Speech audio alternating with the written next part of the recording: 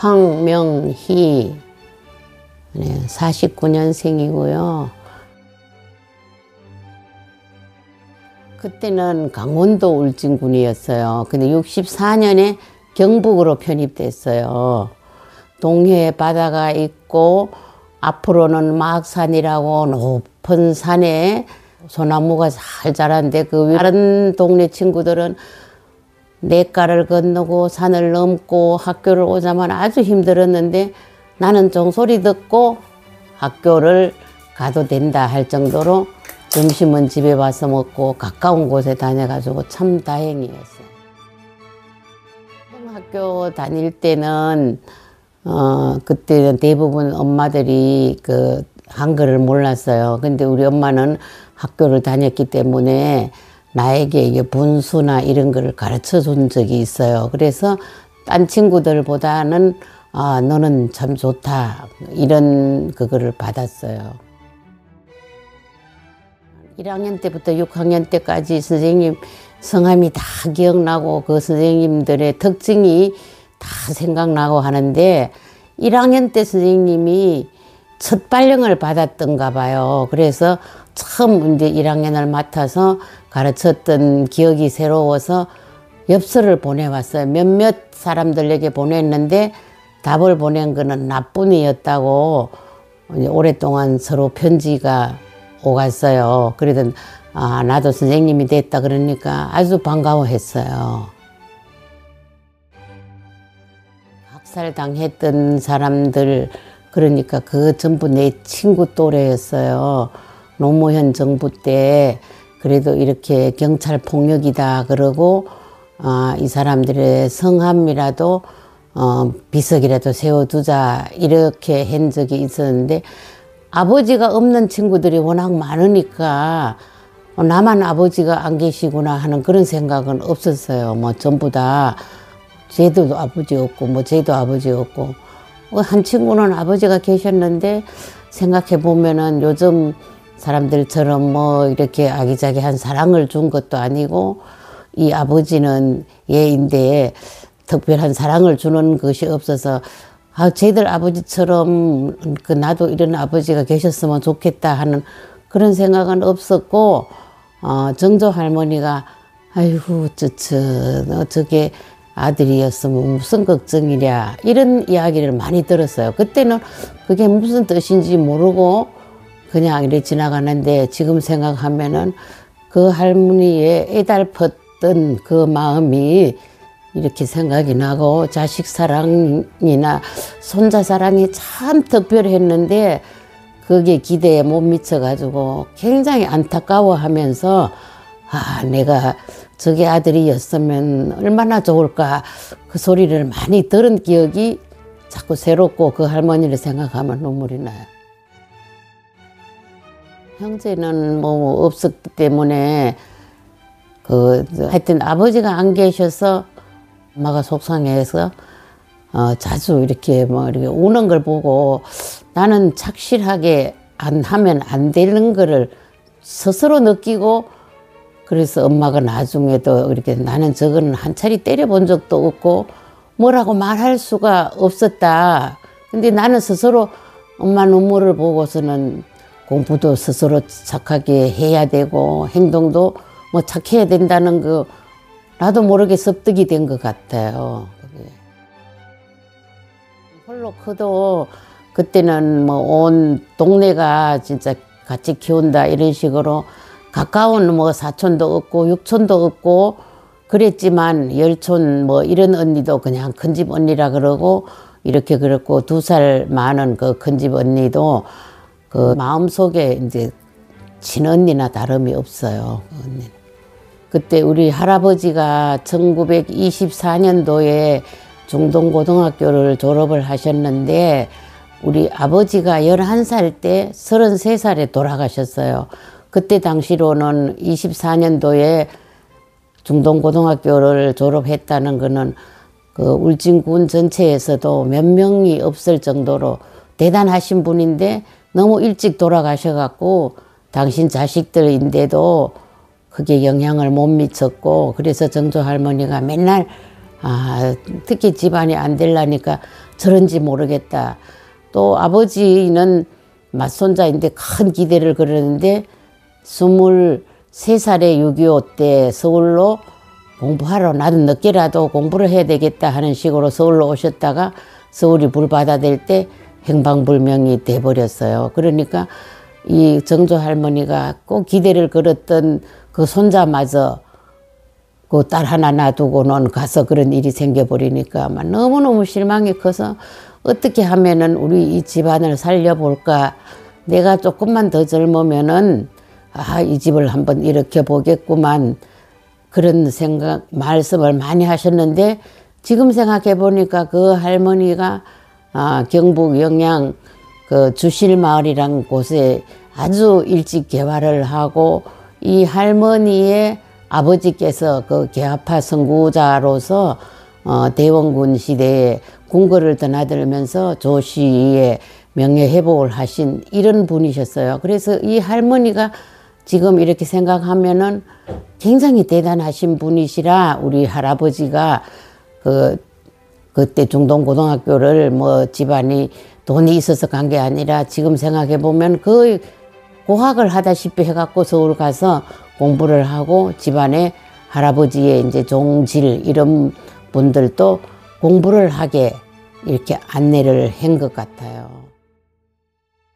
정조 할머니는 아주 어머님을 사랑했어요. 그래서 어머님은 정조 할머니가 내 5학년 때니까 12살 때 돌아가셨는데 이 돌아가시던 이 모습이 다 기억에 남아요. 아래 사람을 사랑하는 이 마음이 대단했고 끝까지 말씀도 하시면서 그 돌아가시던 그 광경이 딱 생각나고 그때 어머님이 굉장히 막 몸부림치면서 계속 울었어요. 계속 울었어요. 너 그 할머니를 의지하고 살았는데 그 할머니가 돌아가시니까 너무너무 내가 의지할 데가 없다고 계속 울었던 그게 오랫동안 생각이 나고 그 말씀도 많이 하셨고 그랬어요. 글쎄 뭐 없던 시절에 바느질을 해갖고 이제 집안을 좀 도우고 했는데 지금 아버지가 사신 서울서 사오신 그 재봉틀로 그렇게 꼼꼼하게 안 해도 되는데 옷을 입었던 사람들이 저 손도 죽으면 묻어야 되나 너무너무 그 옷이 다 떨어질 때 무명천, 강목천에 한복들을 해주고 다 떨어질 때까지 옷이 터져지는 법이 없다. 다 너무 꼼꼼하게 그러네. 그러니까 지금 생각해 보면은 남들처럼 빨리빨리 이렇게 못했기 때문에 큰 돈은 못 벌었을 것 같아요. 요령을 부릴지도 모르고 꼼꼼하게 그렇게 일을 했으니까 그래도 유일하게 이제 돈을 벌 수 있는 그거는 어머니밖에 없었지만 그때는 뭐 여자들이 직업을 가진다는 건 있을 수도 없었고 어머니는 그래도 바느질을 할 수 있는 그런 능력이 있었기 때문에 그래도 바느질을 했고 그다음에 그 강목천을 끊고 나면은 삼각형의 천이 있으면 그 정조 할머니는 그 오를 가로 세로로 다 풀어갖고 손으로 갖다 이렇게 손으로 노끈을 만들어가 동글동글하게 하면 이거는 천을 갖다가 이렇게 만들었기 때문에 칼로 안 끊으면 안 끊어져요. 이 끈이 얼마나 탄탄한지 이 하나 버리는 거 아까워 가지고 그걸 가로 세로 그거 실을 다 해가지고 손으로 만들어 가지고 앉아 갖고는 그래서 당신이 누구에게 주고 싶은 사람을 주면은 이거 가져가는 사람이 이거 두 손으로 요렇게 만들어서 이거 얼마나 튼튼하고 좋냐 그러면서 그러고 그랬어요. 뭐 하나 버리는 게 없었어요. 그래서 우리 엄마는 우리 애를 키울 때도 이제 뭐라 그러면은 아깝다 그러니까 우리 아들이 할머니 뭐라면 아깝다 그지 그러면 그 소리가 아주 듣기 좋아서 이거 어떻게 할까 그러면 아까워 할머니 이런 소리를 하면은 아주 좋아 그랬어요. 이렇게 절약하고 또 쓰고 뭐 이런 거를 그 교육상 애들인데 굉장히 가르쳤다고 볼 수 있죠. 제사 음식을 만드는데 나 바깥 어른들은 뭐 고기를 장만한다. 여자들은 그 이제 떡방앗간을 찢자면 많은 인력이 들고 해서 큰 집에 가서는 나도 이제 뭐 심부름 뭐 어디 가서 뭐를 사랑해 뭐 어른들 뭐 물 갖다 드려라 뭐 어제들이 뭐 어떻게 해라 그런 걸 했는데 그 뜰기와 집에 그다음에 그 매화 꽃핀 그런 거가 아주 생생하게 기억이 나요. 우리 가까운 친척인 우리 할아버지도 안 계셨고 아버지도 안 계셨고 큰 집에도 큰 집 그 아저씨 볼 때는 분도 안 계셨고 여자들만 있고 먼데 할아버지들이 다른 동네 할아버지들이 가쓰고 와가지고 제사를 지내고 이랬어요. 혼자만 중학교를 갔는데 그 중학교가 10km나 됐어요. 그때는 집에서 다닐 수가 도저히 없었고 그래서 이제 자취를 해야 되는데 집에서 장작을 싣고 가가지고 방 하나를 빌려갖고 그 방세를 내고 하자면은 이제 몇 명이 그러다 그 언니가 졸업하고 나니까 그 온정면 그 친구들하고 이제 같이 모여갖고 자취를 했는데 두 대를 가지고 와서 이제 토요일 아침까지 먹고 집에 와서 이제 가고 그랬는데 토요일 날 집에 갔다가 일요일 오후에 쌀자루를 이고 그다음에 뭐 반찬이라 그래야 고추장 하나 그 일주일치 먹을 고추장 하나 가지고 와가지고 이제 밥이라고 하면은 지금 밥이 따뜻하지도 안 하고 우르르 하고 이제 겨우 이글똥말똥 했는 그런 밥을 그저 고추장 한 가지 갖다가 그렇게 먹고 그다음에 토요일 날에는 또 9월 달에는 운동회 한다고 운동회 연습을 토요일 날 오전 수업하고 운동회 연습하고 집에를 10km를 걸어오다 보면은 막 해가 질라 그래요. 근데 꼬불꼬불한 이 길을 걸어가지고 도로를 걸어가자면은 집에 캄캄해서 가야 되니까 그다음에 그 비탈길을 오면은 질러서 가면은 집에 좀 더 빨리 갈 수 있는데 질러서 내려가려 그러니까 무서우니까 3명이 그 후배 둘하고 같이 이렇게 중학교 때 그러는데 제일 나이가 적고 키도 작은 그 친구가 내가 먼저 내려갈게 하고 걔가 내려가고 그 다음에 키가 더 큰 내하고 딴 친구하고는 키만 컸지 아무것도 쟤보다 여러 가지로 못했다 그러고 웃어요. 작은 아버지도 불러본 기억이 없으니까 그 아버지라는 그 말이 굉장히 어색하게 나는 안 불러봤기 때문에 그랬는데 참 전쟁은 없어야 되고 너무너무 우리가 참 슬픈 생활을 하고 살았구나.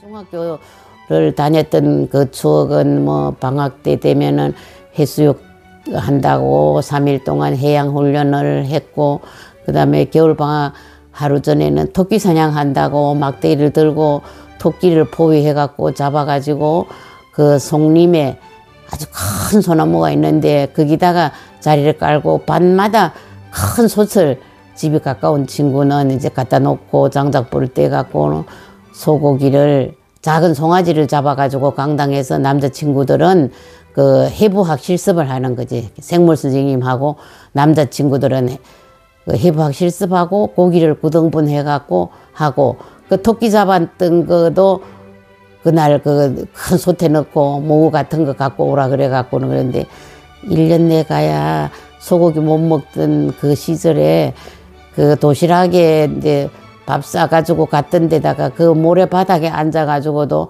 그 뜨거운 국물을 도시락에 부어가지고 그래 먹었는데 고기 먹던 그 추억이가 참 새롭고 요즘 같으면 도저히 이런 거는 해볼 수도 없는 그런 거나 다 좋은 추억으로 남아있어요. 중학교 이런 추억들은 토끼 사냥한다, 해양훈련한다, 그 다음에 뭐 운동장에서 마스게임 연습한다고 그러다가 집에 걸어가는데 어두워가지고 막 그 언니는 막 그때부터는 무서우니까 막 뛰어 들어가면 온 몸이 다 젖어 들어가가지고는 밤에 자다가 보면은 막 갑이 눌리듯이 놀라고 그런 얘기도 있는 거 보면은 참 너무 지금의 환경하고 비교가 안 될 정도로 그때 열악했던 거죠. 공부도 사실 요새처럼 열심히 한 거 아닌 것 같아. 뭐 그냥 자고 먹고 뭐 그렇게 살아가는 것 같아.